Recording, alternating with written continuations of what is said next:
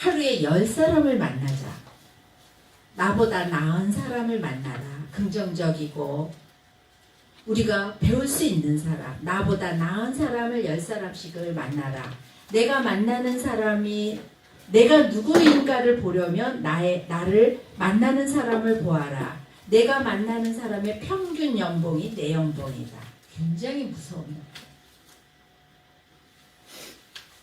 미국의 속담에서 참새는 참새끼리, 독수리는 독수리끼리, 우리나라 중국에서는 유유상종, 비슷한 사람끼리 만난다는 거죠.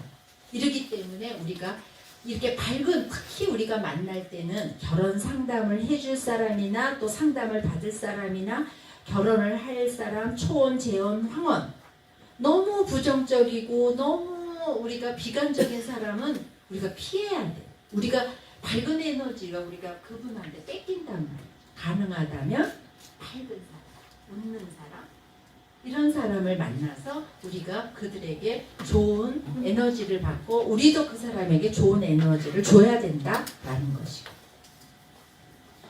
비전과 꿈을 100자를 적어라. 우리가 블로그에, 카페에, 페이스북에 우리가 우리 브랜드를 올리는 것도 100자를 적는 거예요. 이거를 항상 적다 보면 그것이 우리가 꿈은 더 나은 방향으로 또 이렇게 항상 수정하라라는 것은 나의 꿈과 목표를 시각적으로 적어놓으라는 거죠. 적어놓으면 그것을 보면서 계속 바꿔나가라. 100자를 적어라. 블로그나 카페나 카톡이나 해서 나의 브랜드를 계속 홍보해서 알려라 라는 거죠. 그러면 여러분들이 지금은 그렇게 표시가 나지 않아도 그게 1년 후에 또 5년 후에 아무래도 지금보다는 훨씬 더 여러분들이 발전되어 있는 모습으로 가 있을 것이고요. 천자를 읽어라. 우리가 좋은 책을 읽어라. 간접적인 경험을 하는 거죠. 우리가 모든 경험을 다 직접 할 수는 없습니다. 책을 통해서 간접 경험을 하는데 저자가 주고자 하는 메시지를 우리가 받지만 우리는 그거를 얻는 것은 우리의 양식이지만 거기에다가 플러스 우리는 해안이 만들어지는 거예요. 옳고 그름에 대한 판단과 그런 해안이 만들어지는 지혜가 만들어지는 것은 우리가 책을 통해서 한다는 겁니다.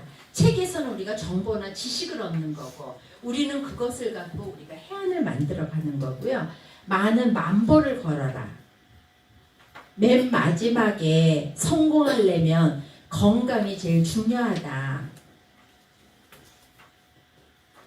돈을 잃어버리면 적게 잃어버리지만 신용을 잃어버리면 많이 잃어버린다고 하죠. 근데 건강을 잃어버리면 모든 것을 다 잃어버린다. 저도 건강을 잃어서 몇 년 동안 요양 갔다 오고 이러면서 두리모아가 이렇게 된 거예요. 이런 것처럼 왜냐면은 1년 후에 괜찮겠지? 2년 후에 괜찮겠지? 이렇게 해서 3년, 4년 지나니까 한 달에 적자가 몇 천씩 계속 나오는 겁니다. 그게 몇 년 지나가.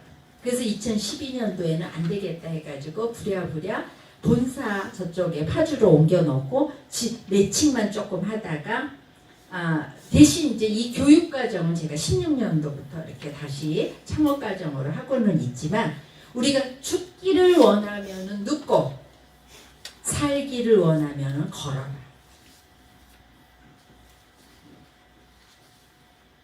지치면 지고 미치면 이긴다. 웃어야 되는데 안 웃어요. 너무 지루하셔서. 네, 그래서 우리는 내가 하는 일에 미쳐야 되고 이렇게 건강하셔야 된다는 것입니다. 그리고 우리가 잘하는 사람은 좋아하는 사람 못하고 좋아하는 사람은 즐기는 자만 못하대. 공자가 하는 말이에요. 그래서 즐겨야 돼. 내가 하는 일이 즐거워야 돼요. 돈을 벌기 위해서 무엇을 하기 위해서 하는 것도 있지만 그게 즐거워야 돼요. 무슨 일이든지 재밌게 하셔야. 그래서 우리는 우리 자녀들한테 어떤 거를 일을 해라, 무슨 일을 해라 이런 거보다는 네가 잘하고 싶은 거, 네가 오래 하고 싶은 거, 네가 하고 싶은 일을 해라 라는 게 옳은 것 같습니다. 선생님들도 과거에는 어떤 일을 선택해서 할 때는 공부할 때도 부모님들의 어떠한 억압에 의해서 공부하신 분도 계시고 물론 자발적으로 하신 분들이 계실 거예요. 사업하고 직장 생활을 하고 그래도 사실 이 직장 생활하는 게 최고의 비즈니스 스킬이라는 걸 우리는 직장 생활하면서 모르는 거예요.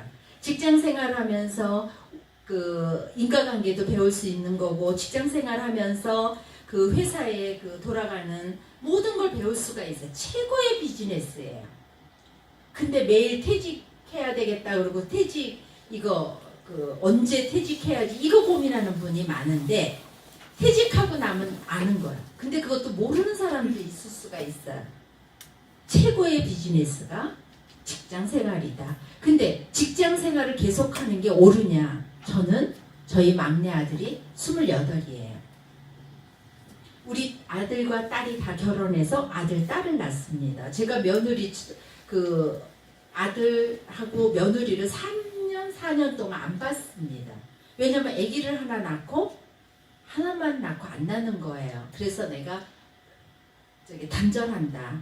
뭐 이런 과정이 거쳐서 물론 이제 낳고 그리고 딸은 그렇게 교육을 시키니까 결혼하자마자 아기 둘을 그냥 금방 낳았어요. 그래 막내 아들한테는 내가 얘 결혼할 때까지만 결혼정보회사를 해야지 이랬습니다. 물론 법인은 살아있고 개인 사업자도 있지만 근데 걔는 제가 연결하지 않아도 올해 결혼을 한다고 해요. 그래서 제가 얘는 나를 통해서 하지 못하는구나 그러는데 조건이 있어요. 걔를 만나서 나는 다른 거 하나도 안 본다. 학벌, 외모, 뭐 지방 하나도 안 보고 아기를 결혼해서 둘을 낳을 수 있느냐 그것만 물어본다. 물론 제가 고지식 하잖아요. 나이가 들어서 우리가 고지식해서 저를 싫어할 수는 있으나 그랬더니 둘을 낳는다고 해서 오케이를 했습니다. 그래서 지금 임신 중이에요. 결혼도 안 했는데. 제일 중요한 거 우리 딸도 결혼 안 하고 임신을 했어요. 왜냐면은 이게 모녀 사기단이라고 했습니다. 왜냐면 34인데 선을 보는데 굉장히 결혼은 빨리 해야 되잖아요. 그런데 이제 딴 사람하고 결혼을 하려고 막 그랬는데 우리 김나연 팀장이 가입한 회원을 만나게 해준 거잖아요. 아까 말씀드렸죠. 그런데 그 남자가 그러면 우리 결혼 전제로 만나자. 첫 만남에 저녁 시간에 와서 그렇게 얘기를 한 거예요. 근데 딸이 너무 잘생겼거든, 그 사람이. 그래서 좋다 그래서 그 친구를 만났는데 한 2달 정도 지나니까 여행을 떠나자는 거예요.